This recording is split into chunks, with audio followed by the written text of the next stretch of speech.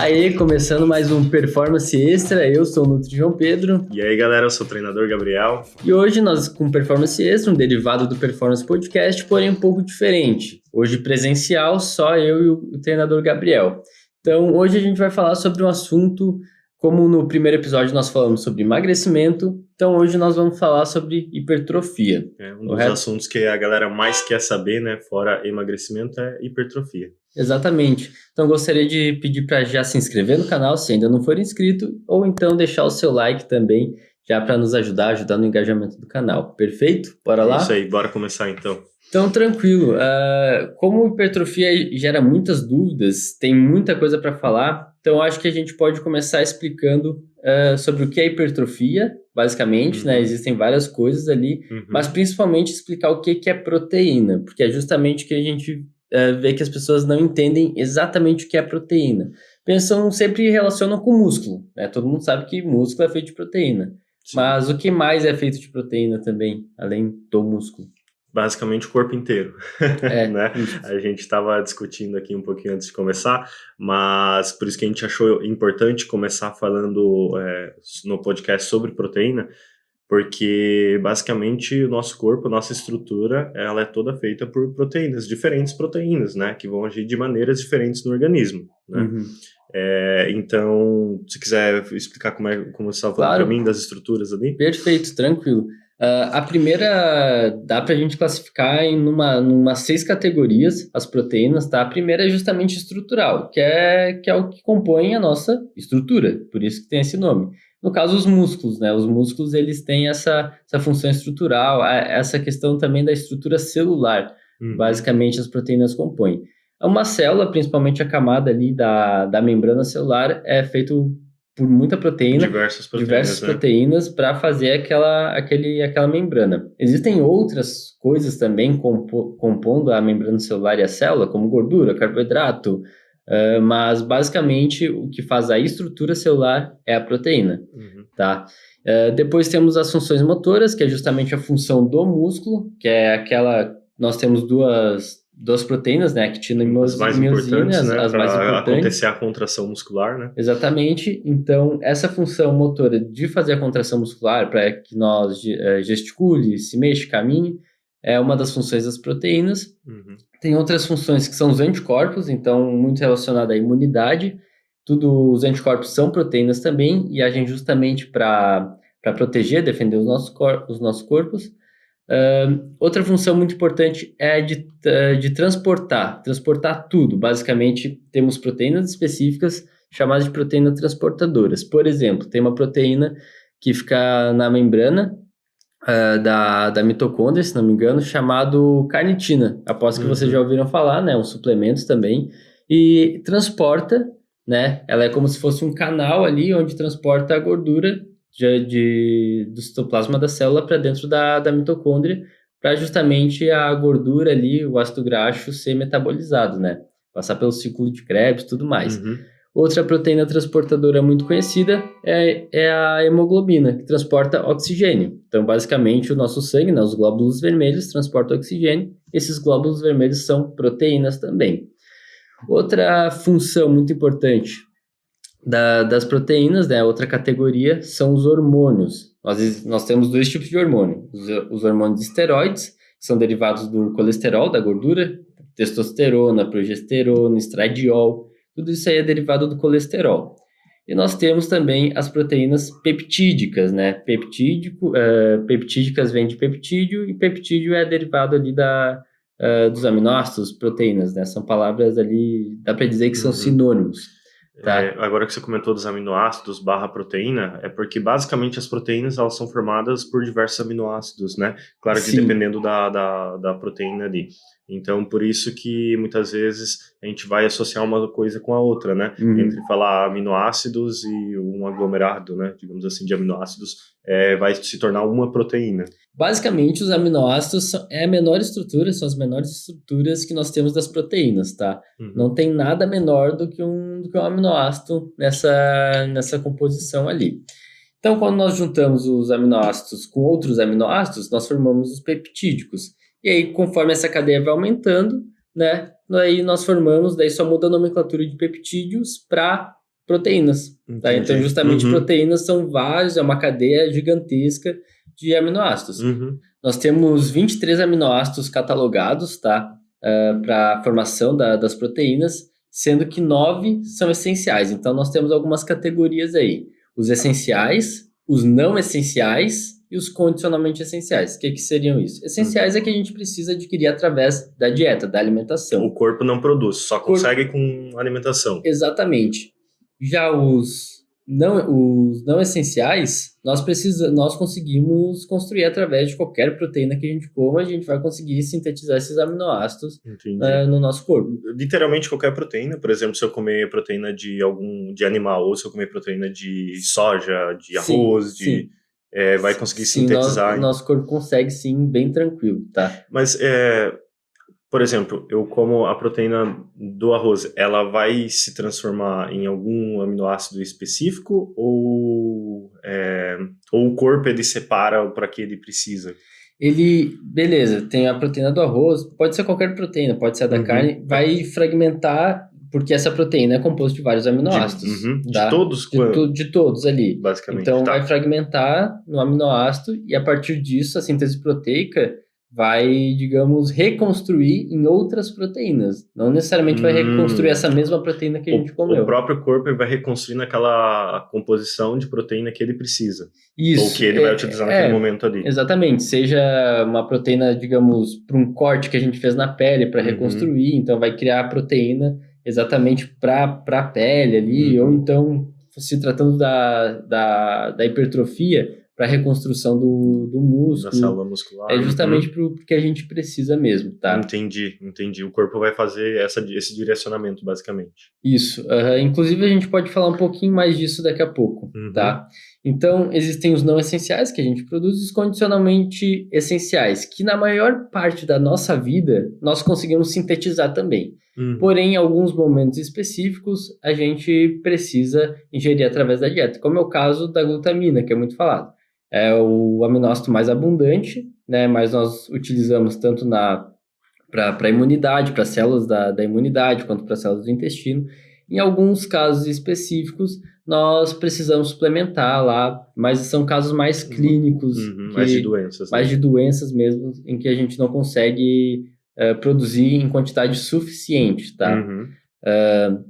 E aí tem os 9 aminoácidos essenciais que nós precisamos através da dieta mesmo, todos os dias, para fazer uma construção de uma proteína. Tá? O BCAA tá nisso aí, não que nós precisamos suplementar BCAA, mas o BCAA tá incluído nessas proteínas essenciais. Que basicamente, quando a gente consome a proteína, a gente já adquire ele, né? Então, por isso que não tem necessidade de suplementação, né? Mais ou menos nesse caminho, né, João? Isso, perfeito. E aí, por último, na questão lá das funções das proteínas, nós temos as enzimas. Foi o único que a gente ainda não falou. Ah, sim. Que para cada reação do corpo, seja para a síntese de proteínas, seja para a síntese ali do carboidrato, para a degradação do carboidrato, para todas as reações, nós temos uma enzima específica, tá? São mais de 2.000 enzimas catalogadas já. Se eu quiser, por exemplo, eu acho que uma analogia muito boa, até mesmo se tratando de proteína, é como se o nosso corpo fosse uma proteína, e cada parte do corpo, a unha, um dedo, a outra unha, outro dedo, a mão, o braço, fosse um aminoácido e a gente fosse juntando. Então, digamos que a gente degrade a unha do meu dedo, vai ter uma enzima específica para isso. Mas agora, se eu quiser juntar a unha e o dedo de novo, não é a mesma enzima. Existe uma outra enzima para juntar a unha e o dedo novamente. Tá? Entendi. Então, para cada reação que o corpo tem, seja de degradação, né, seja de quebrar, ou seja de construir, é uma enzima específica que vai fazer isso. Tá? Acho que você daria para pensar numa mesma ideia no sentido do osso, né? Quando a gente quebra um osso, é uma estrutura que ela é formada por cálcio, basicamente, mas quando vai acontecer de juntar o osso novamente, né? Basicamente vão ser os osteoblastos que vão fazer isso, né? Então é um outro processo que acontece para que aconteça a reconstrução daquela composição que é feita de basicamente cálcio, né? Então, mais ou menos nessa ideia, sempre o corpo tem outras coisas que ele vai utilizar para fazer a reconstrução do tecido. Isso mesmo. Perfeito. Aí, voltando lá para as proteínas, é que as proteínas elas têm inúmeras classificações, né? Essa primeira que a gente acabou de citar é a classificação conforme a função das proteínas. Mas também nós temos a classificação conforme a estrutura delas, a complexidade das proteínas. Então, basicamente, quando a gente consome uma carne, né? Uma carne, ou na verdade qualquer proteína do arroz, nós temos ali uma estrutura quaternária, que a gente chama. Então, quando uma cadeia de aminoácidos é linear, é uma estrutura primária. Quando essa cadeia começa a se ramificar, é uma estrutura secundária. Quando essas ramificações começam a ramificar novamente, terciária, e daí quando essas terciárias se ramificam ainda mais, deixando a proteína cada vez maior, é uma proteína quaternária, tá? São essas quatro classificações, e é justamente por isso que nós temos que cozinhar a carne, porque digamos que a proteína está junta, né? Então, a digestão é menos facilitada. Mais demorada. E aproveitaria tudo? Chegaria a aproveitar tudo? Não. Ou provavelmente não aproveita menos? Aproveita bem menos. Até posso dar o exemplo do ovo, que é um que eu sei aqui o número, que a gente deixa de aproveitar o ovo cru, cerca de 20% a 30% da proteína do ovo, justamente pela proteína não estar desnaturada. Então, quando a gente cozinha, pode ser pelo fogo, né, pelo calor, pode ser pela pressão, pode ser também pelo pH, no caso, se a gente deixa mais ácido, a proteína, ela cozinha, entre aspas, que é a mesma coisa que a gente faz com ceviche, sabe, com peixe, a gente põe limão e a gente cozinha, entre aspas, ali o peixe através do limão. Então, a gente está, digamos, desentrelaçando essa proteína, deixando ela numa estrutura quaternária para uma terciária, secundária, primária, para facilitar essa digestibilidade. Então, nós temos que fazer isso aí, e a proteína também é classificada por essa forma de classificação, tá? Então, basicamente, o que as pessoas compreendem como proteína é justamente o músculo, mas agora a gente já falou que não. E quando nós falamos de síntese proteica, não estamos falando de hipertrofia. Hipertrofia justamente seria o aumento da célula muscular ali, né? Das miofibrilas ali, aumentar a quantidade. No final do processo, a gente vai observar que o aumento da célula muscular é basicamente o aumento de proteínas também, né? A gente acaba voltando, por isso que a gente começou falando sobre isso. Sim. Porque o aumento da célula muscular é basicamente o aumento das actinas e miosinas, né? Dos sarcômeros, e que são formados por actina e miosina, que são proteínas, né? E também o aumento ali de mionúcleos, né, na região, vai fazer com que facilite o aumento da célula muscular, mas basicamente o aumento da célula muscular que volta a isso que a gente estava falando. Então, daqui para frente, a gente consegue entrar melhor em hipertrofia porque já está contextualizado, Exato. E quando nós falamos de síntese proteica, é sintetizar absolutamente tudo. Tudo isso que eu acabei de falar, a gente sintetiza. Ao mesmo tempo... Que é basicamente, vamos botar entre aspas, criar a estrutura. É criar a estrutura, ou seja... síntese, quando a gente fala em síntese, a gente está falando em criação. De criação. Pode ser de músculo? Pode. Pode ser de anticorpos? Pode ser que eu esteja criando mais enzimas? Pode ser que eu esteja criando hormônios? Então, tudo isso aí a gente faz através da proteína que a gente ingere. Então, a gente vai degradar em aminoácidos, e esses aminoácidos nosso corpo vai sintetizar ali com... Daí já entra numa parte mais sobre o DNA, sobre a relação do RNA mensageiro para a criação ali da síntese proteica. Certo. Algo mais daí... Que é um processo que vai acontecer para a hipertrofia também, né? Essa sinalização através do treinamento, que vai fazer com que o corpo tenha que se adaptar e, consequentemente, aumentar a célula muscular, né? Isso, perfeito. E daí nós temos também a degradação, né? Que isso está acontecendo no corpo inteiro ao mesmo tempo. Tanto a síntese, tanto a construção de proteínas, quanto a degradação de proteínas. Que é o que a gente fala em anabolismo e catabolismo, basicamente. Exatamente, né? São esses dois termos mais recorrentes. E muitas vezes a gente pensa o catabolismo como algo ruim, e nem sempre ele tem que ser associado a algo ruim, né? Por exemplo... na digestão acontece um catabolismo ali no processo da quebra das células, que a gente resume como catabolismo, mas depois a absorção deles vai ser um anabolismo. Exato. Então não necessariamente é uma coisa ruim, né? É só uma forma de falar num sentido de degradação, né, e tal. Isso.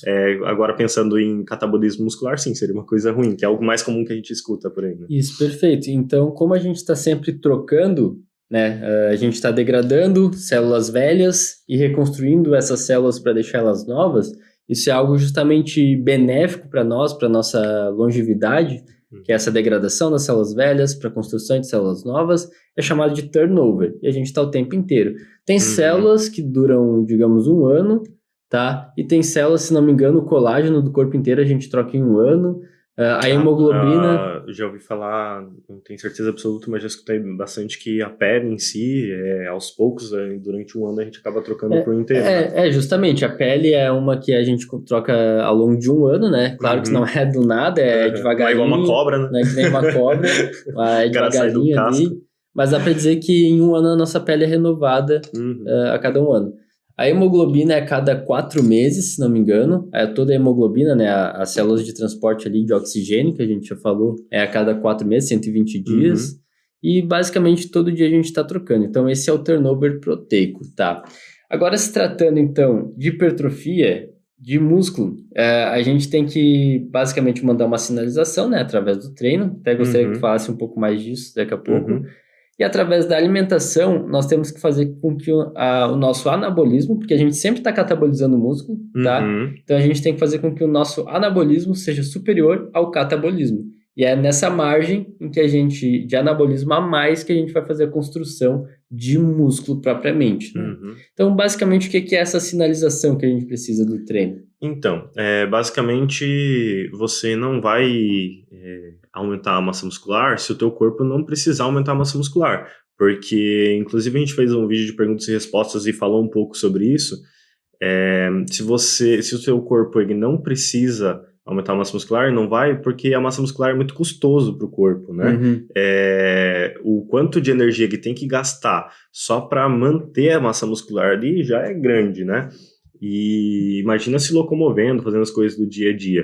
Então o corpo ele é inteligente, ele quer sempre economizar energia. Porque se a gente for pensar nos primórdios, levando em consideração de que normalmente não se tinha comida fácil, imagina que o teu corpo precisava economizar energia porque não sabia quando ia poder comer, consumir energia de novo. Então ele se tornou muito eficiente em economizar, né? E até hoje a gente observa que o organismo ele sabe economizar muito bem. Tanto que a gente acaba acumulando ali gordura na região ali abdominal, lateral, homem bastante, mulher no quadril e tal, por questões, né, o corpo ele precisa acumular energia em algum lugar, e ele acumula numa forma que é muito abundante, que é a gordura, né? Então, basicamente isso, é muito custoso para o corpo. Por isso que o aumento da massa muscular, ele acaba sendo um processo difícil. Claro que para alguns mais difícil, para outros mais fácil, né? Mas, no geral, é um processo mais difícil, porque o corpo ele só vai aumentar mesmo se ele tiver necessidade. E como é que vem a necessidade? Hoje em dia a gente consegue organizar um programa de treinamento que vai gerar isso, né? Antigamente, digamos que acontecia por causa da rotina, por causa inato, né? A gente pode ver hoje em dia, se pegar um pedreiro, o cara faz o trabalho braçal o dia todo, ele tem uma musculatura tonificada, ele tem uma musculatura forte, embora possa não ser tão volumosa, pode ter certeza que ela tem um volume muito maior do que o cara que trabalha sentado lá o dia todo e não faz nada. Perfeito, né? Mesma coisa que quem trabalha na roça, com certeza. Agricultura. Ali, vê se tua tia lá, o braço dela não é maior que o teu. Com certeza. Fazendo polenta, mexendo uns potão grandes lá de polenta. Então, basicamente, a gente precisa mandar informação para o corpo para que ele evolua e melhore, né? Então, pensa assim, a musculação ou treinamento, que é o mais eficiente que a gente tem hoje de estrutura para se criar massa muscular, ela vai mandar a informação para que o nosso organismo faça os processos para aumento da massa muscular. Então, pensa lá, você está levantando um supino 100 quilos hoje, vai lá, faz 10 repetições, seu organismo aguentou. Agora, daqui 2 semanas, você percebe que, tá começando a ficar fácil. Eu consigo fazer as mesmas 10 repetições agora com 110 quilos. significa que o teu corpo evoluiu, né, não só em aumento de massa muscular, mas na parte neural para conseguir erguer aquela carga. Por quê? Ele mandou sinalização, né, para as vias, acaba acontecendo aquilo que a gente comentou de entrar nas vias do RNA, né, que manda a informação para que aconteça o processo através da mTOR, a síntese proteica e o aumento da massa muscular. Outra coisa que acontece também, que até eu estava discutindo com o João aqui antes, é um certo, a gente já não gosta mais de usar tanto esse termo, né, que é uma microlesão na musculatura, que era muito falado há pouco tempo atrás, nem muito tempo atrás, que era o principal para gerar hipertrofia. Não necessariamente. Na verdade, a microlesão que acontece, né, os rompimentos ali, da fibra muscular, ele é uma consequência do treino, porque é uma coisa realmente agressiva, é uma coisa que vai gerar um catabolismo, né, naquele momento ali no organismo. Essa microlesão, ela é meio que uma consequência mesmo do treinamento, acontece. Tipo, mas ela não é ruim. Não é ruim, mas ela não é o determinante para que aconteça a hipertrofia. A hipertrofia ela é muito mais complexa, ela precisa de muito mais coisas acontecendo no organismo para realmente acontecer. Tá. Então, assim, a gente quer gerar as microlesões? Sim, porque a gente quer gerar um bom treinamento que vai fazer isso. Mas não necessariamente você precisa só da microlesão para poder hipertrofiar. Um exemplo que eu comentei com o João então eu vou pegar uma faca, vou cortar minha musculatura aqui, ela vai amanhã acordar maior, né? Porque ela vai receber uma lesão que vai aumentar. Não é assim que acontece. Exatamente. O que acontece é isso, de certa forma isso, e todas as outras meios que vai gerar hipertrofia, que é através das vias de mTOR, né, ali, que é a mais importante, mas que também vai gerar outras mensagens para o organismo.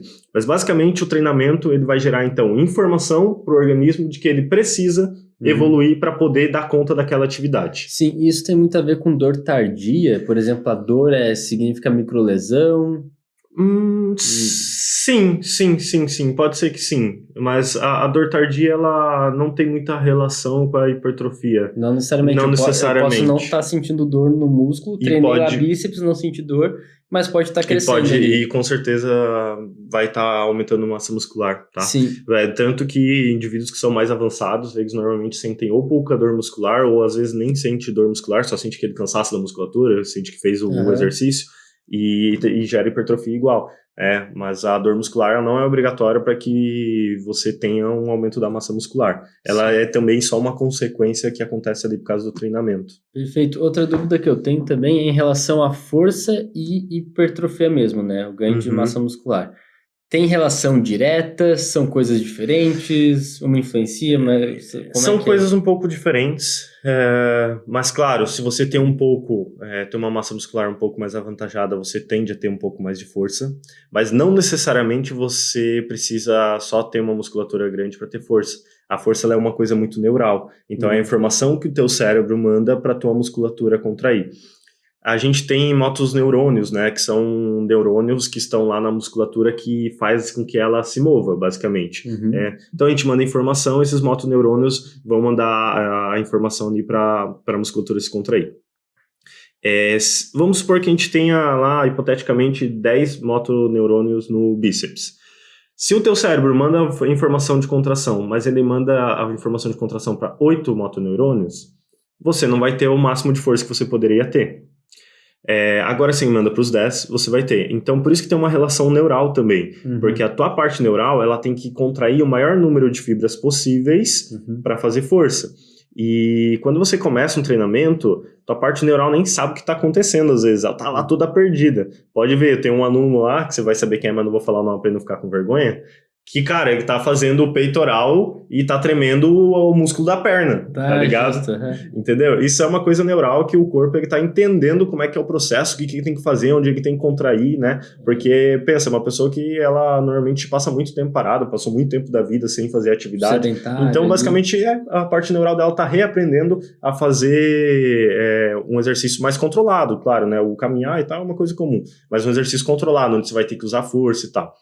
Então, a força ela está muito ligada à parte neural. Então, quanto mais você treinar em especificidade aquele gesto, quanto mais você conseguir evoluir naquele movimento, mais força você vai conseguir ter também. Aí, depois de um tempo, com certeza, a massa muscular vai começar a influenciar também, e você ter um aumento dela vai te ajudar na força. Tá, perfeito. Porque você vai ter mais fibras para poder puxar junto, né? Sim, mas basicamente eu posso treinar só força sem hipertrofia. Provavelmente vai acontecer alguma hipertrofia. Vai acontecer. Mas... Não vai ser, por exemplo, treinar só força seria eu treinar entre 2 a 4, 6 repetições, né? Mais ou menos nessa ideia. E pode acontecer hipertrofia ali? Apresenta sim hipertrofia também, mas não é o método que vai gerar hipertrofia de maneira mais rápida, por exemplo, e nem é o objetivo disso. Então, você vai acabar aumentando um pouco a massa muscular, mas com certeza você vai ganhar muito mais força por estar trabalhando essa parte neural de aprender a mandar informação para a musculatura para contrair o número de fibras necessário. Perfeito. E daí, dentro de uma periodização, é interessante trabalhar alguns períodos somente com foco mais em força, ou dá para trabalhar sempre naquela... Existe uma margem, né? Ali de 10, 12 repetições, né? Uma coisa assim. Então, para hipertrofia tem um deadline que é em torno de... Vou colocar assim, né? De 6 a 15 repetições. Que seria o range de repetições que mais apresenta resultados para hipertrofia. Significa que para baixo de 6 no hipertrofia ou para cima de 15 no hipertrofia? Não. Também tem resultados. Porém, o range que mais tem resultados é entre 6 a 15. E é por isso que a gente, na musculação, acaba trabalhando dentro desse range. Tá? Qual que foi a tua pergunta mesmo que eu me perdi? Sobre a questão se na periodização tu trabalha assim um período só de força, bruta, sim. Se vale a pena trabalhar força. Então, é que a gente tem alguns tipos de periodização aí. Aí a gente tem periodização linear, ondulatória, né? Tem ondulatória por treino, ondulatória semanal. Então, aí vai cair dentro dos tipos de periodização que tem. Cada treinador vai gostar um pouco mais de um pouco mais de outro. O que eu vou te dizer é que, normalmente, as periodizações ondulatórias, elas apresentam um pouco mais de resultado, tá? Então, pensa assim. A ondulatória seria aquela periodização onde uma semana eu trabalho um range de repetições um pouco maior, vamos supor 12 a 15. Na semana seguinte eu trabalho um range de repetições um pouco menor, entre 8 a 10 ou 6 a 8, e vou trabalhar um pouco mais de força. Os estudos mostram que esse tipo de periodização tem um pouquinho mais de resultado. Mas eu poderia trabalhar um período, por exemplo, 4 semanas só de força, seria efetivo? Provavelmente sim. E também isso vai depender muito de cada um. É igual você tinha me falado ali antes, de outro assunto.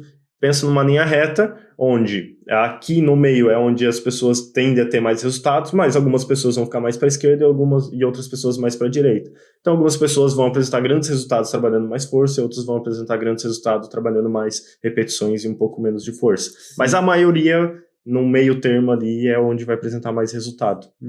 Eu até me corrija se eu estiver errado, mas, por exemplo, eu faço lá o supino com 10 quilos. Beleza, daí nessa margem que tu falou ali para hipertrofia. Aí se eu fizer, sei lá, 4 semanas, não sei, 8 semanas, posso estar viajando aqui, de força, aí eu aumento para minha força média lá, para eu começar depois desse período, ao invés de fazer o supino com 10 quilos, começar a fazer com 12, 14, 16 quilos até. Daria, tipo, para depois focar na hipertrofia, usando essa carga média ali de 14 quilos, digamos. Sim. Talvez fosse vantajoso, assim. Com certeza é vantajoso. O ideal é que a gente evolua a carga e, consequentemente, acaba aumentando tonelagem, volume final do treino, por causa desse aumento da carga, ou poderia ser também um aumento de repetições. Poderia estar com os mesmos 10 quilos, mas você conseguia fazer 10 repetições antes e agora você consegue fazer 12. Isso vai acontecer, vai te ajudar, sim, com treinos de força. Treinos de força que vai aumentar a tua força. Então, quando você voltar a fazer um treino com umas repetições médias, tende você a estar conseguindo levantar mais carga e sim vai ser mais efetivo para a hipertrofia porque vai aumentar o volume do treino final, né? E volume a gente tem por repetição ou por carga, é isso? Volume em si, a gente pensa em números repetições, tá? Aí quando a gente fala volume load, aí seria essa multiplicação entre repetições e carga, tá? Mas o volume em si, ele é basicamente séries e repetições. Volume load é a tonelagem. Assim. Aí volume load é a tonelagem. O que é a tonelagem? A gente pode levantar, por exemplo, 10 quilos para 10 repetições, que ao todo vai dar 100 quilos levantados em uma única série. Se você faz isso 3 vezes, 300 quilos. Essa seria uma tonelagem final. Se você fizer só isso no treino, seria uma tonelagem final de 300 quilos. Isso, 300 quilos. Volume load de 300 quilos para peitoral, por exemplo. Tá.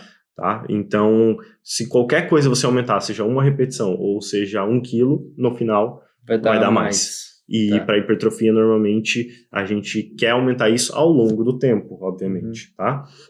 Outra coisa que acontece é não necessariamente você precisar desse período de força para aumentar a força. Só de você estar fazendo ali 4 semanas de 10 repetições com 10 quilos, a tendência é que no final das 4 semanas você já consiga aumentar a sua força e conseguir ir lá fazer 12 repetições com os mesmos 10 quilos.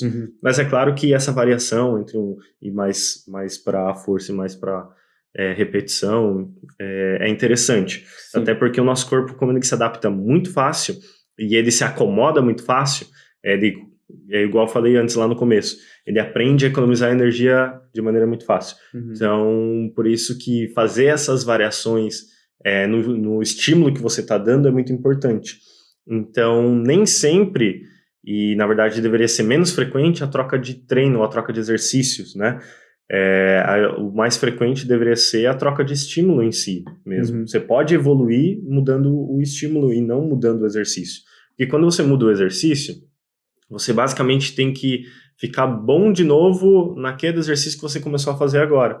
Então, quando você está começando a ficar bom, você troca de novo. Aí, quando está começando a ficar bom, troca de novo. E você nunca consegue evoluir realmente naquele exercício.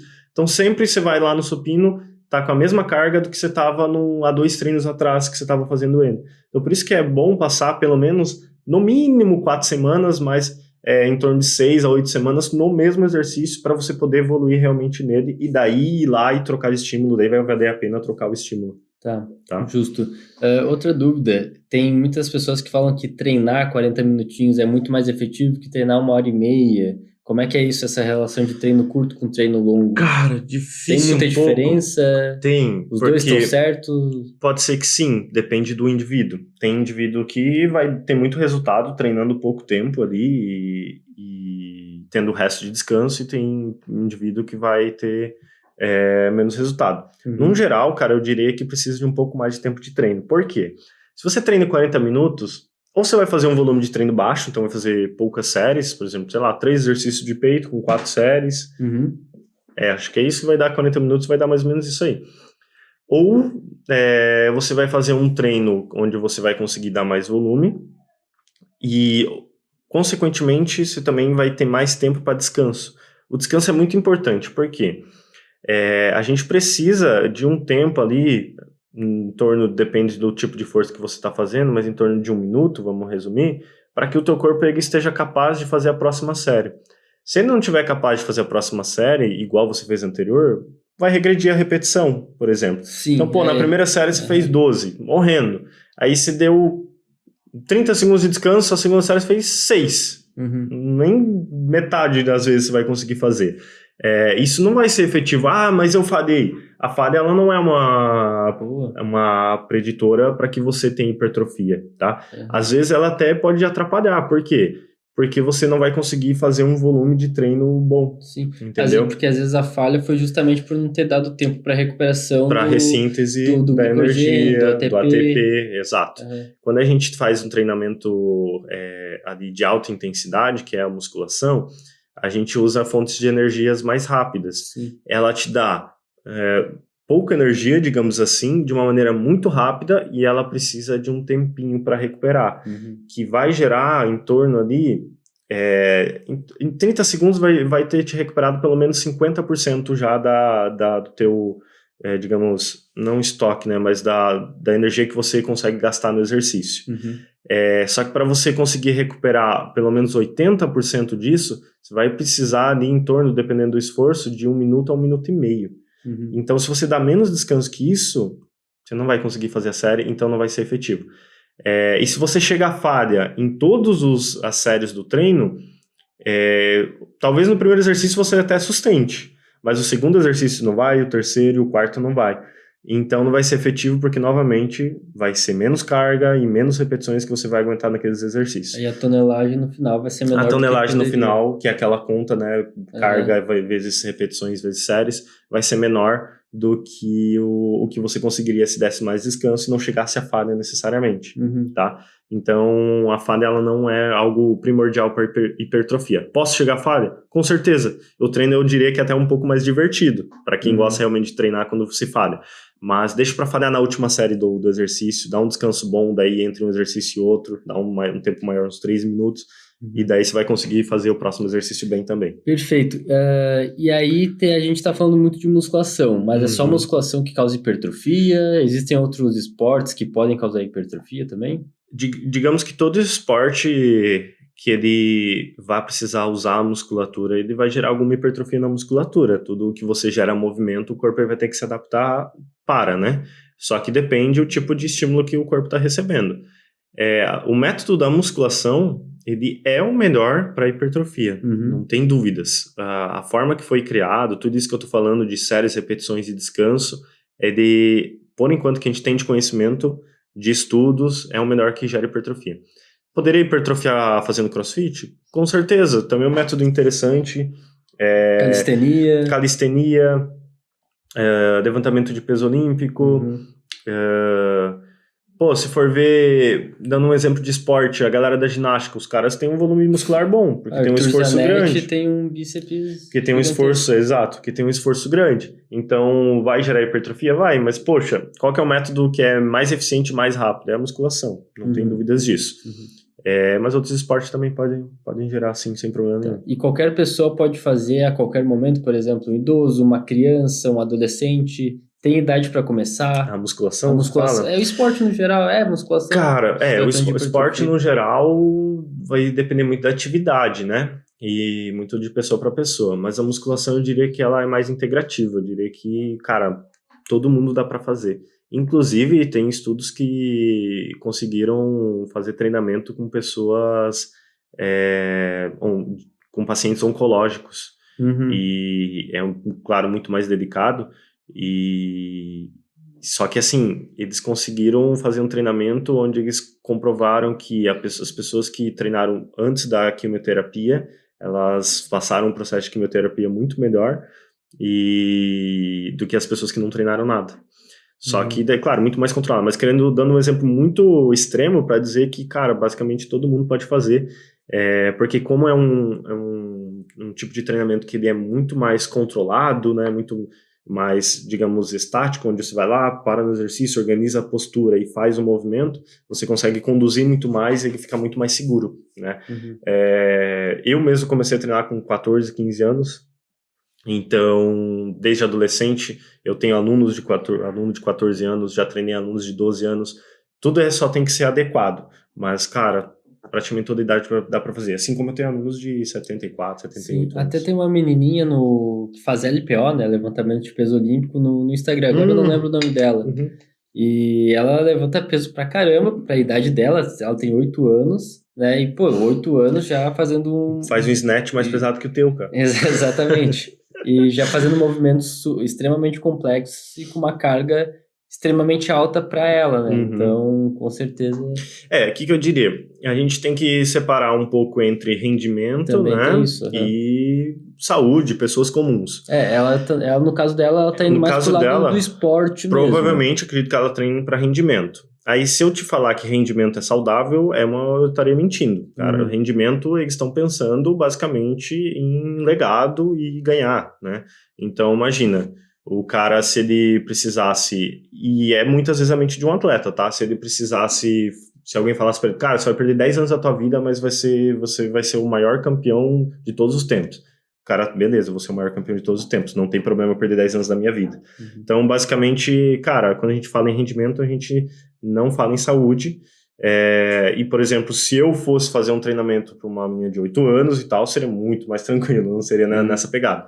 Mas eu ensinaria muito bem as bases, ensinaria muito bem a fazer os movimentos e com o tempo ir evoluindo em carga, esse tipo de coisa. Não que não possa ser difícil, tá? Não possa ser intenso ali, ela pode ter dificuldade na hora de fazer. É até interessante, mas não precisa sair morta, né? Não precisa ser destruída ou fazer coisas absurdas. Principalmente quando se tratando mais de criança ali, 6 anos, 8 anos... Daí até mesmo mais novos ainda, 4 anos de idade, daí é uma parte mais neural ali, ali se tratando do levantamento de peso olímpico, algo mais com bastão e tudo mais, justamente para pegar essa condição neural mesmo, de propriamente fazer força. Isso. Quanto mais repertório também, motor, né, a pessoa tiver desde a infância, né, até chegar na vida adulta, melhor ela vai ser na vida adulta em, cara, basicamente tudo. Ela vai conseguir executar tudo muito bem, até pro dia a dia, e com certeza ela também vai, qualquer esporte, qualquer coisa que ela queira fazer, ela vai conseguir fazer muito bem. Então, estimular essa motricidade é muito, muito interessante. Sim, perfeito. E, João, cara, falando ali na nutrição, na parte de dieta mesmo, o que seria interessante ou mais eficiente para o cara conseguir chegar na tão sonhada hipertrofia, né, da musculatura? Tá, perfeito. Agora que a gente já contextualizou tudo sobre treino, sobre proteínas, agora a gente pode chegar nessa parte da alimentação. Bom, teve o treino, teve o estímulo, não necessariamente a microlesão, né, como o Gabriel já explicou, mas teve esse estímulo, essa sinalização. Depois que a gente tem essa sinalização, a gente precisa, então, do substrato, né? A gente precisa do que vai fazer o nosso músculo crescer propriamente, que é a proteína, tá? Existem outros nutrientes, como o próprio carboidrato influencia, a questão dos hormônios, da testosterona, que já é derivado do colesterol. Existe um fator gigantesco, tá? Mas o que a gente consegue controlar primariamente, ali, de forma mais básica, é a quantidade de proteína que a gente ingere. E também tem a quantidade de calorias gerais. Então, nós temos uma margem de quantidade de proteína que a gente pode ingerir, e nós temos uma margem também de calorias no geral, que daí não vai ser só proteína, vai ter gorduras e carboidratos também, que nós precisamos ingerir. Então, basicamente, a gente precisa saber o quanto que a gente gasta de energia, né? Nossa taxa metabólica basal, que é a quantidade de energia que a gente gasta só para estar vivo. A quantidade de energia que a gente gasta durante o resto do dia também, que é o fator atividade. Então, quanto que eu gastei no cardio que eu fiz, quanto que eu gastei na musculação ou no crossfit. Então, digamos que, vamos botar um número aí, 2.500 calorias, tá? Taxa metabólica basal ali 1.700 e mais ali 700 calorias, 800 calorias de exercício físico ao longo do dia. Deu 2.500, tá? Se eu tiver uma alimentação que bata 2.500 calorias, eu não vou ganhar peso, não vou perder peso. Agora, se eu tiver uma alimentação que bata 2.800, 3.000, 3.200, 4.000, 5.000, 6.000 calorias, muito provavelmente eu vou ganhar peso. Basicamente seria a alimentação normocalórica, então, que é aquela que você está, digamos, igual por igual, mantém o peso, e essa última que você falou é o superávit calórico, que é quando você está acima, né? Acima. E para ganhar músculo, nós precisamos, basicamente, existem outras, dá para ganhar músculo até mesmo em déficit calórico, mas são condições especiais, tá? Inclusive, podemos até falar sobre isso, mas, basicamente, tu precisa estar em superávit calórico, tá? Na maior parte do tempo para gerar essa hipertrofia, tá? Então, estando em superávit calórico, mas aí a gente pode se perguntar, né? Quanto de superávit calórico? Dá para começar com umas 500 calorias, tá? Tem muitas meninas que têm muito medo, na verdade, de ganhar gordura junto. Então dá até para começar com um superávit menor ainda, de 300 calorias. O mínimo seria... Claro, não tem uma regra, né? Não tem uma regra, mas geralmente 500. Mais ou menos uma base é 500 calorias. Não é bastante? Eu achava que seria bastante já. Não, começar com 500. Já é bom, é bom, tá? Dá para começar já com umas 500 calorias. Aí o que acontece? Muitas pessoas têm medo de ganhar gordura, porém tem pessoas que com 500 calorias não vão ganhar nada de gordura. Pelo contrário, vão até ter dificuldade de ganhar massa muscular mesmo estando em superávit. Então o superávit pode ser maior. De 1.000 calorias, 1.500 calorias, 2.000 calorias de superávit, tá? E basicamente também não tem uma regra quanto a isso. Quanto ao máximo, no caso? Ao máximo. A pessoa tem que justamente sentindo o corpo, né? Vendo a resposta. No caso de um nutricionista que está aplicando a dieta para alguém, tem que ver a resposta do paciente, ver se ganhou muita gordura. Se ele tiver ganhado muita gordura lá com um superávit de 1.000 calorias, então significa que a margem ali já está muito superior. Então podemos abaixar essa margem de calorias talvez para 800, talvez para 500. É muito de se conhecer, porque quando o João ele vai fazer o cálculo da taxa metabólica basal, é uma estimativa, ele não tem como dar 100% de certeza, porque os cálculos, né, é feito por uma população geral, né, é a média da população, mas sempre vai ter uns que vai sair para baixo, outros para cima, novamente, como a gente já comentou. Então, como é uma média, ele vai precisar ir testando. Então, ele vai ver se engordou muito, diminui um pouquinho, não ganhou nada, aumenta um pouquinho, até achar aquele protocolo, aquela dieta, aquele cálculo que vai fazer sentido para aquele paciente. Sim. Por isso que não é um mês de dieta que você vai evoluir, é uma continuidade, é uma constância que você vai manter e que o Nutri vai conhecendo o seu corpo junto com você mesmo, se entendendo, para poder fazer a melhor estratégia para você evoluir. Com certeza, se você está com um nutricionista há 1 ano, se você está com um treinador que também vai te entendendo, porque também tem diferença no treinamento há 1 ano, você vai estar muito mais bem assessorado depois de 1 ano e evoluindo muito mais, do que se você fazer 1 mês, não tive os 10 quilos que eu queria em 1 mês. Né? Perfeito. Então, precisa disso, dessa continuidade. Sim, perfeito. Tem essa questão da resposta também, mas também nós conseguimos extrair dados através do histórico do paciente e através da composição da avaliação corporal, né, da antropometria. Por exemplo, se é aquela pessoa que a gente vê que ela já reclama que engorda fácil, tudo mais, o superávit calórico, mesmo que nesse momento ela esteja com um percentual de gordura legal, lá, digamos, uns 12% de gordura, que dá para se considerar um percentual bem, bem bom, mas se ela já tem esse histórico de engordar rápido, ou tem medo de ficar um pouquinho mais barrigudo, porque isso acontece também, a pessoa não quer engordar, então o superávit pode ser menor. Vai demorar mais para hipertrofia? Ou às vezes pode até manter um normo calórico, pode ser que ela tenha resultado, se ela não estava fazendo nenhuma atividade, não estava treinando. Eu imagino que um normo calórico possa ser que ela já evolua em massa muscular, já tem um ganho. Pode ser, digamos, se for no caso um sedentário. Isso, uma pessoa que não estava fazendo, às vezes não precisa nem jogar um superávit, né?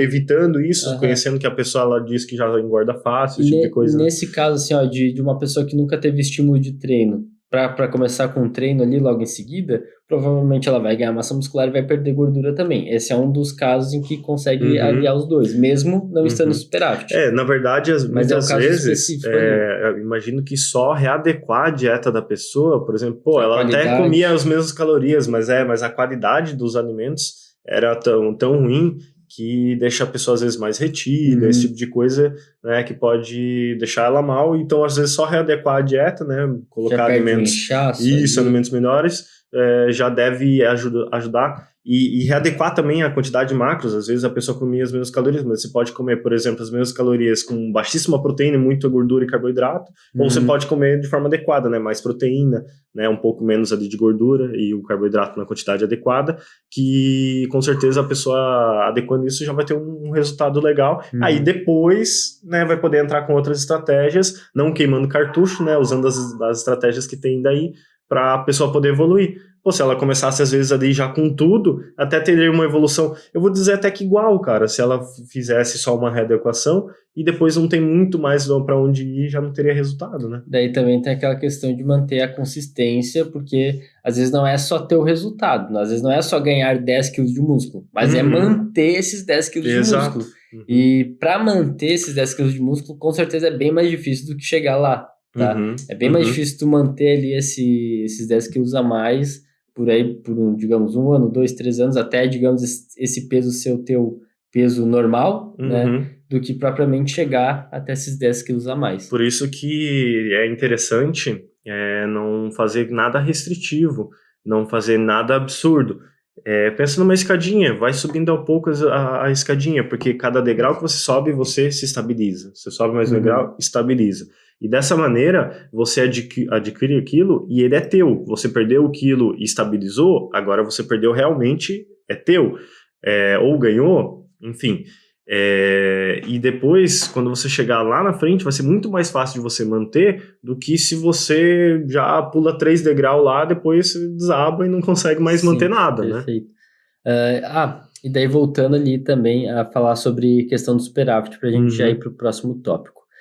E tem pessoas que tu vê ali que são extremamente secas, percentual de gordura de 9%, 6% às vezes, Então, justamente, as pessoas dá para botar um superávit ali de mais de 1.000 calorias fácil, que mesmo que ganhe gordura, ainda assim vai ser pouco, tem uma margem muito grande para ganhar gordura. Ficaria saudável ainda, né? Sim, exatamente. Tipo, para homem, em torno de 12, 14% de gordura estaria saudável ainda, né? Já, com certeza. Até uns 15% ali dá para se considerar legal. Já para cima de 16% já não é tão legal assim. Embaça um pouquinho, né? Sim. Já não é tão legal assim. Bom, aí basicamente esse é o total calórico. Agora a gente precisa dividir os macronutrientes, tá? Gordura tem um mínimo recomendável para manter a saúde, que é 20%, tá? 20% da dieta tem que ser gordura, justamente para liberar a questão dos hormônios esteroides. Isso dá em torno de 1 grama por quilo? Não necessariamente. Não tem regra, às vezes pode ser 0,5, tá? É que depende do total calórico da dieta, mas é 20%. E daí 20% do total calórico. Pelo que eu vejo, sempre dá em torno de 0,5 gramas por quilo até 1,2 gramas por quilo de gordura, tá? Basicamente, essa é a margem aí que a gente vai notar. Mais que 1,2 não dificilmente, tá? Daí vai para mais de 30% e tal de gordura na dieta. Entendi. De proteína... Isso seria gorduras totais, né, também. Totais. Só para lembrar. Totais. Entre gorduras que às vezes acabam não sendo tão boas, né, que acabam gordura vindo, saturada ali. Que vai vir ali através da carne, às vezes, né. E da gordura boa, né, que seria o azeite, as castanhas, né, todas essas outras fontes. Exatamente. Então tem que pensar que, mas o cara vai lá, enche de azeite na comida, né, e fala, não, mas é gordura boa. Não importa, é caloria. Importa, é caloria. E a gente entende que a gordura é boa, com certeza é legal consumir, mas na quantidade correta, né? Sim, tudo tem que ser quantificado. Mesma coisa com as castanhas. Tudo tem que ter uma quantidade certinha, por isso que exige um planejamento, tá?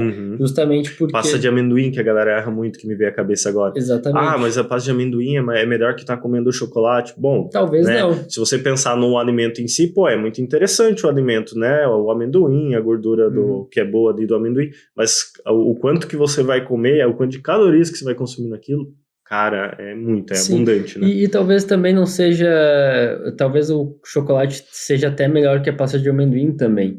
Justamente porque chocolate, se for ali acima de 60%, 70%... Pensando na concentração de cacau. Daí já tem o cacau, que é muito saudável. E mesmo que seja um chocolate ao leite, com bastante açúcar, dependendo da pessoa, se for uma pessoa lá com 9% de gordura, que a gente estava falando, que precisa de um superávit extremamente alto, talvez o chocolate total. Dá para encaixar muito de boa. Assim, particularmente na minha dieta, eu meio que era obrigado a comer doce de leite ali para conseguir bater as calorias, porque só com alimentos sólidos, né, refeição normal é difícil. Para ter noção, uma refeição, por exemplo, de almoço é 400 gramas de arroz. Se você não acha que é muito, vai no buffet lá e bota só 400 gramas de arroz e pesa pra você ver quanto que é. É coisa pra caramba. Então, imagina você conseguir fazer uma refeição o dia todo, toda limpa, né? Entre aspas. É muito difícil, quase impossível. Por isso a gente vai usar algumas estratégias. Vai usar um pouco de doce de leite, né? Às vezes poderia ser pasta de amendoim também, né? Mas daí já é outra composição, mas enfim. Isso, perfeito. Aí, continuando, nós temos as recomendações de proteína. É bom a gente dar esses números, talvez quem nunca fez dieta fique não entendendo essa questão de porcentagem, de gramas por quilo, mas é muito importante que vocês já vão se relacionando com essas recomendações, porque justamente para nós termos um controle maior, se está dando certo ou não, nós precisamos dessas recomendações. Existe um aplicativo muito interessante, quem nunca fez dieta, acho muito válido usar, o MyFitnessPal, tem Fat Secret também, em que tu vai colocando lá os alimentos que tu come, comi 150 de frango, comi 300 de arroz, não sei o quê. E você consegue calcular. Consegue calcular a proteína, o carboidrato. E assim, daí a galera vai pensar, mas eu vou precisar pesar a comida, que saco. E cara, eu vou te dizer, depois que eu comecei a pesar, eu nunca mais parei. É muito fácil. A mesma coisa que você vai fazer de botar o prato lá do lado da panela e jogar a comida no prato, é botar o prato na balança e jogar a comida no prato, não muda nada no teu dia. Então fica muito fácil pesar. E eu vou te dizer que se você faz isso, você vai ter muito mais precisão e como o João falou, você vai ter muito mais parâmetro para saber se você está errando lá ou cá, onde você pode estar errando ou acertando, inclusive, né? Então esses parâmetros são muito importantes para que você consiga chegar no resultado da maneira mais eficiente e mais rápida. Isso, perfeito. Além com certeza, usar a balança é melhor, né? Mas também existem medidas caseiras. Não é tão preciso, mas já é uma fonte de medir. Para quem nunca fez, vai ajudar muito, funcionar muito, né? Com certeza, só de usar, tipo, uma colher de sopa, uma xícara de chá, não sei o quê, com certeza já vai ser melhor do que simplesmente pelo olho, tá? E com certeza, com o tempo, tu também vai saber mais de olho. Claro que nunca sem exatamente, dúvidas, mas vai saber o que é 100 gramas de arroz, o que é 200 gramas. Aprimora bastante. Você vai errar por uma margem muito pequena. Né? Muito menor. Então, começa a praticar isso aí também. Então, voltando lá para as recomendações das proteínas, de 1,6 gramas por quilo de proteína seria o mínimo recomendável, tá? Isso é total diário da quantidade de proteína, até 2,2 gramas por quilo de proteína. Essa é a margem de 1,6 a 2,2. Para idoso seria maior? Não necessariamente. Tem a mesma recomendação? Essa é a mesma recomendação aí, de 1,6 a 2,2 sempre. Mas você particularmente jogaria para um pouco mais? Para 2,2? Eu jogaria mais para o máximo que eu puder. Para o máximo do que para o mínimo, né? Sim, com certeza. Porque é que idoso tem mais essa questão tendência do catabolismo. De catabolizar muitos idosos não treinam, não fazem treino ali de força, de resistência, né, com peso. Então, justamente, quanto mais proteína tu conseguir jogar, inclusive daria para jogar além dessa recomendação, justamente para prevenir com que ele tenha essa perda, botar 2,4, 2,6, mas daí também vai muito do que ele consegue comer. Tá? E normalmente a pessoa, quando vai envelhecendo, pode reparar, ela tende a comer menos e principalmente menos proteína. Menos proteína. Daí um whey protein é muito bem-vindo e ajuda muito, tá? Dificilmente vamos conseguir, justamente por essa inapetência, pelo menos pela minha prática ali, jogar tanta proteína assim quanto a gente consegue jogar para um jovem, mas é mais pela inapetência mesmo, ali, de não gostar de comer ovo, não gostar de comer tanta carne. Se sentir pesado, às vezes parte intestinal, né? Exatamente, mas ali dá para jogar um whey e tudo mais. Dá para ultrapassar essa recomendação de 2,2? Com certeza. Dá bem de boa, não faz mal. Tem ali uma segurança até 4 gramas por quilo, mas não há necessidade. Por quê? Porque precisamos dos carboidratos também. Então, atingindo ali de 1,6 a 2,2 e os 20% de gordura, todo o resto do total calórico que a gente quer, a gente joga de carboidrato. Tá? Que o carboidrato também apesar da proteína ser, digamos, o construtor, né, o carboidrato ele é um coadjuvante, ele é tão relevante quanto, tá? Vem logo em seguida ali em grau de prioridade, justamente porque o carboidrato vai nos dar energia para treinar melhor. O carboidrato, eu já ouvi falar, eu não sei se é real, mas é que seria como tipo um carrinho para hipertrofia, não, para proteína, de ajudar a proteína a chegar onde ela tem que chegar para poder fazer os processos dela? Ou não necessariamente? Pelo menos para hipertrofia, eu falo. Cara, não entendi muito bem, mas talvez em relação à insulina, porque quando imagino que sim. Quando a gente consome o carbo, proteína já libera um pouco de insulina, tá? Sim. Mas o carboidrato muito mais. É o que mais libera, né? E justamente a gente precisa da insulina para todo o processo anabólico, tudo mais. Além do mais, o carboidrato leva água também, de 3 a 4 gramas, então quanto de água para dentro da célula. Então tudo isso aí ajuda no total para a construção da hipertrofia. E lembrando que nossa musculatura, ela tem estoques de energia, né, dentro dela, em torno de 400 gramas ali, se não me engano 600 gramas agora não me recordo se é glicose ou glicogênio, mas acho que é glicogênio. É glicogênio que é o estoque. De glicogênio dentro da musculatura. E cada grama ali de glicogênio vai levar algumas gramas de água, né? O que também é muito bom para a musculatura, tá? Por todo o processo. E também, às vezes, dá esse inchaço muscular, né? Que você sente ali por se manter treinando, né? Vem muito disso também, que dá esse aspecto de estar maior, né? Isso já é um ponto benéfico. Com certeza. E falando ali de proteína, imagina assim, se você manda sinalização para tua musculatura e você não tem nada lá dentro que vá fazer com que ela melhore, que vai reconstruir ela, então você não vai aumentar a massa muscular. Por isso que a proteína é muito importante, e esses dados, essas informações que o João está falando é muito importante, porque se você mandar sinalização e não tiver as coisas para construir, não vai construir, né? E pode até, inclusive, entrar em catabolismo e perder massa muscular por causa disso, porque você está lá degradando a musculatura, né? gerando um estímulo para o corpo que ele não está dando conta de renovar e ele começa até, às vezes, a perder. Então, por isso que o consumo da proteína é muito importante que esteja dentro desses parâmetros. Exato, aí. Mas não necessariamente quanto mais melhor. Tem esses parâmetros aí que por isso que tem os parâmetros, né? Outro ponto muito importante é a divisão de proteínas ao longo do dia, tá? Dá para consumir tudo numa única refeição? Tudo que tu precisa ali? Digamos 100 gramas de proteína por dia? Até dá. Mas vai ser a mesma coisa que fracionar? Não. Por quê? Porque a síntese proteica, quanto nós precisamos ficar enviando sinais ao longo do dia para otimizar essa síntese proteica. Então, se tratando de otimização, se tu consumir numa única refeição toda a quantidade de proteína que tu precisa, tu vai ter síntese proteica? Vai. Porém, se tu fracionar ao longo do dia, tu vai ter ainda mais. Por quê? Porque a síntese proteica nós temos um limite por vez, por refeição, tá? Por períodos, né? Digamos assim.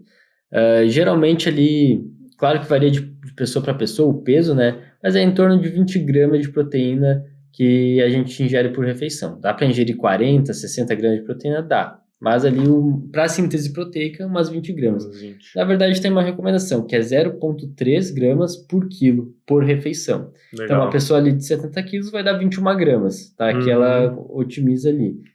E lembrando que proteína, quando a gente fala de gramas de proteína, é literalmente da proteína. Então, se você come 150 gramas de carne, não necessariamente tem 150 gramas de proteína, muito menos do que isso, tá? Vai ter ali umas 40, então, por 50. Isso que a gente comentou, usa um aplicativo e tal, porque ele já vai te dar, se você, claro, não estiver fazendo com nutricionista, porque ele já vai fazer todo esse cálculo para você, tá? Então, usar um aplicativo ali que ele vai te dizer, se comeu 100 gramas de frango, vai ter 40, 30 gramas de proteína, exato. Então já é o suficiente. Bom tu ter ressaltado esse ponto aí. Então, nós precisamos fracionar justamente para estar elevando essa síntese proteica sempre ao limite. Cerca de 4 refeições por dia ali já está legal. Claro que deve depender muito da rotina e tal. É melhor que a pessoa consuma apenas 2 refeições com proteína do que mudar toda a rotina para e não se sustente, né? E não se sustente, mas daí isso é uma parte mais comportamental. Acho que não é o foco. Tá? Mas se tratando de otimização, umas 4 refeições por dia com proteína já seria o suficiente, tá? Em pelo menos ali 0,3, né? Uma pessoa de 70 quilos teria que consumir 21 gramas, uma de 100 quilos seria umas 30 gramas no máximo. Então, para ver que não é tanto assim, essa margem ali de 20 a 30 gramas é bem tranquilo, né? No pós-treino também, muitas pessoas perguntam sobre a janela anabólica. Toma um whey logo pós-treino, não precisa ser pós-treino. O whey serve mais como uma estratégia nutricional para quando tu não consegue comer. Não consigo comer, acordei atrasado, fui trabalhar. Toma o whey já que tu não conseguiu preparar 3 ovos, 4 ovos ali para ti, tá? Então, justamente o whey serve mais para isso. Porém, no pós-treino tem um que a gente chama de nutrient timing. Dependendo do tipo de treino que tu faz, é interessante sim consumir uma quantidade ainda maior que 20 gramas de proteína. Que é justamente quando nós fazemos um treino full body.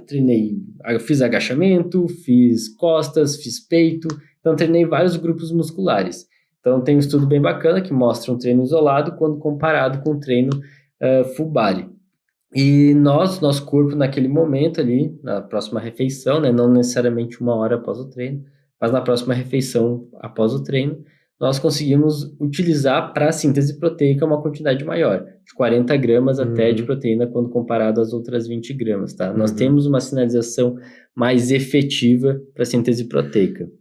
O que significa que, por exemplo, quando a gente faz treinos que utiliza musculaturas maiores, provavelmente vai gerar mais necessidade de síntese proteica. Isso é uma teoria. Do que, por exemplo, um treino, vamos especificar bem para ficar mais claro. Por exemplo, eu fazer um treino só de panturrilha, vai gerar menos necessidade de síntese proteica do corpo do que se eu faço um treino onde eu utilizo costas, e bíceps e abdômen, por exemplo, onde eu treino mais musculaturas no corpo, obviamente por ter feito mais esforço em outras regiões, o corpo vai necessitar de mais síntese proteica para todas as regiões, né? Exato. Imagino que sim. Exato. Mais ou menos essa ideia. Até tem a teoria daí, justamente, daí não tem um estudo falando sobre isso, mas que se eu treinar a perna, né, que é um quadríceps, que é uma posterior, que são músculos grandes, eu poderia então estar colocando mais proteína justamente no pós-treino ali, para aumentar a síntese proteica. Então não teria problema, mesmo que essa teoria estivesse errada, não faria mal botar ali 40 gramas. Até porque só pro bolso. Exato, mas até que no total diário é pouca diferença. Nós precisamos colocar de 1,6 a 2,2 gramas de proteína.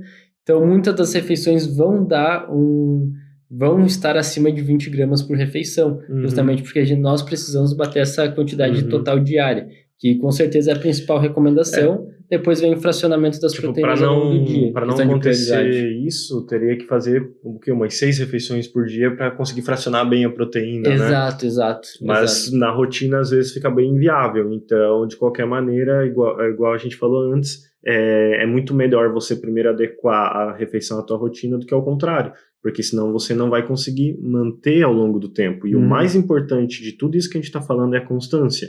Não é 1 mês, não é 2, não é 3. É muito mais que isso. É o pensar que é uma coisa para a vida, né? Claro, se tratando de hipertrofia em si, é claro que você vai chegar num parâmetro que você vai se sentir bem, não precisa mais ganhar massa muscular, mas você vai ter que manter aquela dieta, aquele treino para manter a massa muscular, porque senão você perde, né? Então é mais isso, você tem que pensar em uma constância, tem que pensar que você vai estar fazendo isso para se manter. Sim, tá? Exato.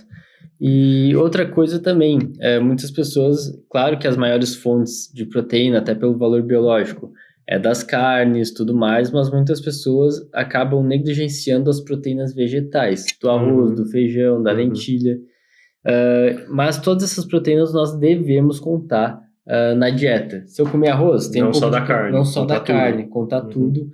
Inclusive dá para hipertrofiar mesmo sendo vegetariano ou sendo vegano. É um pouco mais difícil? Talvez não. Mesma coisa. O que acontece? Mas não tem os mesmos aminoácidos que vai ter na carne, né? Não, justamente isso, tá? Mas o que acontece? Para o emagrecimento talvez seja um pouco mais difícil, mas para hipertrofia não. Por quê? Para nós termos uma quantidade de síntese proteica tão eficiente quanto com a proteína vegetal quanto com a proteína animal, acontece que nós temos que consumir justamente uma quantidade maior de proteína vegetal para igualar. Por quê? Justamente por causa do aminoácido específico, a leucina, que é o primeiro, é o aminoácido que dá a sinalização justamente para a via emitória ali, para sinalizar a síntese proteica. Então, digamos que tem até um estudo que compara a proteína do whey com a proteína do arroz, e aí a proteína do whey, para começar a sinalização com uma quantidade legal de leucina, né, que é 1,7 gramas no mínimo, era umas 24 gramas de whey. E para essa mesma quantidade de leucina ter na proteína do arroz, era umas 36. Claro que também varia de proteína vegetal para proteína vegetal, mas se tratando do arroz seria 50% a mais. Então, se você conseguir comer mais proteína vegetal, tu consegue essa mesma sinalização sem déficit nenhum. Uma coisa que precisa ser feita é justamente misturar proteínas vegetais, os cereais com as leguminosas. Por quê? Agora eu não lembro exatamente quais aminoácidos faltam, né? Mas no caso dos cereais, falta um aminoácido X e nas leguminosas o aminoácido Y. Porém, justamente o que falta em um tem em outro. Então, tu consegue fazer a junção dos dois para formar uma proteína completa. O que, diferentemente, a proteína da carne, ela basicamente já te daria todas essas composições, né? Por isso que ela é um pouquinho mais completa, digamos assim. Né? É justamente por isso. E se tratando de hipertrofia, nós precisamos comer muito mais carboidrato, muito mais calorias. Então, conseguimos bater a quantidade de proteína das recomendações de 1,6 a 2,2 com proteínas vegetais. Justamente porque a gente consegue... nós precisamos consumir muita proteína. Para o emagrecimento já é mais difícil. Porque como as proteínas vegetais têm muito carboidrato na composição também, então para reduzir calorias tem que ser muito bem elaborado ali, mas dá tranquilamente para ser vegano e ter um bom resultado com hipertrofia. Sim, tá? sim. Não tem nada a ver essa relação da carne necessariamente com a força e com a hipertrofia. Entendi, bacana. Acho que é basicamente por aí, né, João? Acho que a gente conseguiu abordar hoje tudo. Assim... Se ficou alguma dúvida, se alguma coisa não ficou tão claro, ou se vocês querem saber mais, deixa aí no comentário, pede uma parte 2, que a gente pode aí ver e abrir mais um podcast. Se quiser, pode deixar a hashtag Performance Responde, que nós podemos estar respondendo no nosso quadro de perguntas e respostas. Se for uma resposta bem específica, a gente já consegue matar na hora lá no quadro, né, de perguntas e respostas, até mais rápido. Mas se achar que quiserem que a gente aborde mais sobre o assunto, traga talvez algumas coisas um pouquinho mais complexas em relação ao treinamento e nutrição, a gente pode trazer para vocês. Outro comentário que pode estar deixando é sobre o próximo tema do próximo Performance Extra aqui nos comentários. Perfeito? Ficamos por aí, então. Não esquece do like, de se inscrever no canal e esperamos vocês aí pro próximo vídeo. Valeu, fica aqui com os vídeos recomendados. Alpha. Alpha. Alpha.